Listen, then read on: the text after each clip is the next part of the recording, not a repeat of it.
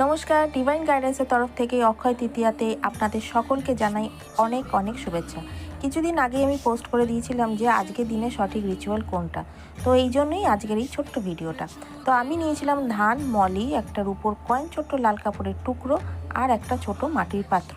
আপনারা ধানের বদলে গম, যব যেমন ইচ্ছা নিতে পারেন, আর মাটির পাত্রের সাইজ আপনাদের ইচ্ছা মতন যে কোনো সাইজ নেবেন, কোনো অসুবিধা নেই। এরপরে আমি সমস্ত কিছু গঙ্গার জল, ধূপের ধোঁয়া, অল্প একটু ফুল, প্রদীপের তাপ দিয়ে সমস্ত কিছু এনার্জাইজ করেছি, ক্লিন করেছি। এরপর ধানটা সমস্ত কিছু আমি পাত্রের মধ্যে ঢেলে মাঝখানে রূপোর কয়েন দিয়েছি এবং পাত্রের মুখটা লাল কাপড় দিয়ে ঢেকে মলি দিয়ে বেঁধে দিয়েছি।